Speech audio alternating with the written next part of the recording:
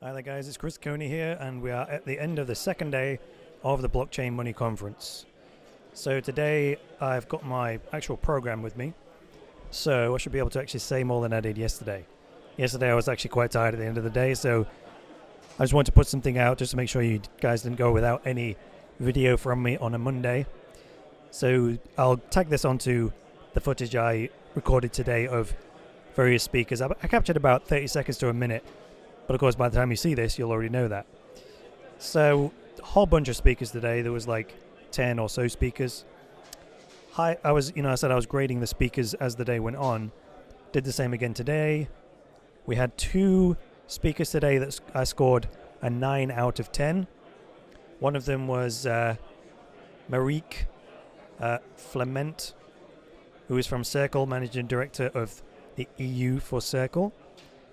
And why did I give her a 9? Well, because there's something about how calm a speaker is when they're presenting that to me comes across like they really do know what they're talking about.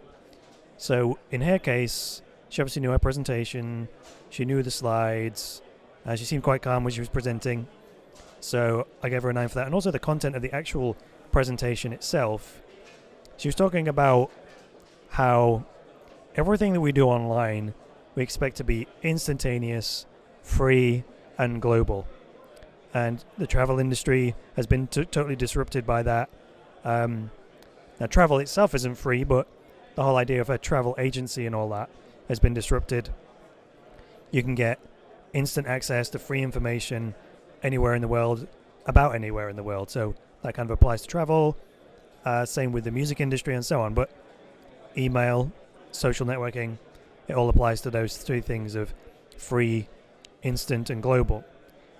But the thing is that finance hasn't done that yet, so it's not fast, it's not free, and it's not yet global. There are all of these barriers in place to do that, and having to stitch all these financial institutions together. So all of that put together, along with the way she actually presented, was the reason I gave her a 9.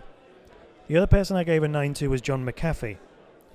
He came on, again, very calm when he was presenting. And good content. He said, I want to talk about security. And he was very specific. He made one single point in his whole presentation. And for me, I can't speak for everyone else in the audience, but for me, the point he made was something I hadn't considered. So he was talking about how the vulnerability, kind of the core vulnerability in the whole Bitcoin system is the Bitcoin wallets, or actually the actual mobile devices themselves.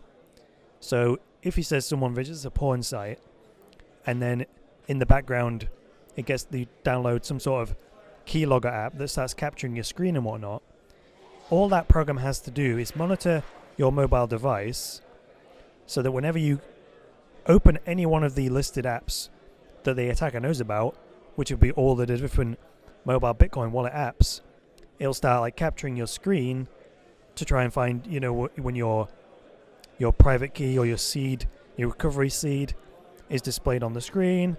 That gets sent back to the attacker. And of course, with your recovery seed or with your private key or whatever, you can basically empty that wallet of all the funds. So that was a problem. Anyway, he was talking about the Internet of Things and how the way into anyone's network also is from some internet-enabled device that hasn't really got very good security on it. An internet-enabled refrigerator, an internet-enabled CCTV camera, webcam, all of those kinds of things. These sniffer programs, these malwares can be installed on those devices, and then they can also be monitoring your network for any Bitcoin-related activity. And it's just a way in, right? Then he talked about how he's got a mining operation near a hydroelectric plant in the USA, and how you could use all of these internet-enabled devices like the refrigerators, like the webcams, and so on and so forth. Even though they have very small processors in them, they're idle most of the time. So if he was able to infect 10 billion internet-enabled devices with some kind of malware, that's a massive Bitcoin farm, potentially. So even though he has all of these very specialized pieces of hardware for mining Bitcoin, it would pale in comparison to 10 billion internet-enabled devices with all of these mini processors. Because you combine that together, and you could outmine anyone else in the world. And you could use that to either bring down Bitcoin by forking the Bitcoin network, or you could use it from some other illicit means, double spending or whatever. So those were the two speakers that I gave a 9 out of 10 to today. Oh, one thing I didn't mention yesterday was to call someone out specifically. The lowest score I gave anybody out of the entire conference was a 3 out of 10.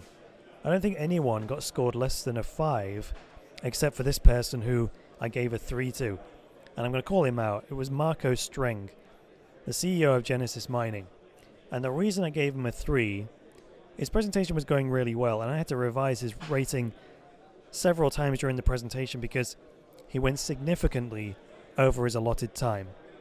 And even though the MC showed a big sign that said time, he continued to go on for 10 minutes. Now, the reason I take issue with that is because that's disrespectful to the audience, it's disrespectful to the other speakers, and to me it just smacks of I'm more important than anyone else. So how come it's okay for him to take an extra 10 minutes to present, and it's not okay for anyone else? So what I would have expected of him was to rehearse his presentation in the first place, make sure it gets inside the 15 minutes that he had allocated, and then if he went over, once you see a sign that says time's up, I don't care where you are in your presentation, you've got to stop there, and it's your fault. Because if you didn't rehearse your presentation, if you didn't have it sufficiently rehearsed to deliver it in 15 minutes, you don't then burden everybody else in the conference and steal time because of your lack of preparation. So that's why I rated him down to a 3. He was going to get a 5, but then after that it was a 3. So that's just, to me, it violated a principle of mine as a speaker, is that if you're not prepared, then that's your problem. Now, the reason I think he might have gone over time and felt it was okay to go over time is because Genesis Mining is a major sponsor. You know, on my lanyard here, you've got the Genesis Mining logo all down the side of it, Genesis Mining logo at the bottom of here, on the back of the thing. I don't know if this is me speaking for him. I don't know whether he thought, well, I'm a premier sponsor, so that gives me some special rights or so on. I don't buy that. You know, you're on the roster just like everyone else. You got allocated a 20-minute slot in this case, but went significantly over that. And I don't want to belabor the point, but to me that's just not cool. All right. So Genesis Mining as a company, they weren't very high in my estimations anyway. You can check out the Cryptoverse for more on that, and you can check out my Genesis Mining review, which I did way back. And since doing that review, my opinion of them has gone down significantly since then. I don't think they have a very good reputation in the marketplace anyway. So they might have a good reputation as a company, but in terms of being a useful service, a way to make Bitcoin, just doesn't add up. So that's all for me for today. I hope you enjoyed this quick analysis from the conference. I've learned more today than I did yesterday. All in all, though, same story today. The most value I'll get out of it is the people that I've met rather than the information that I got. So in terms of 80% of the value I've got is from the connections that I've made, and 20% of it is the actual information.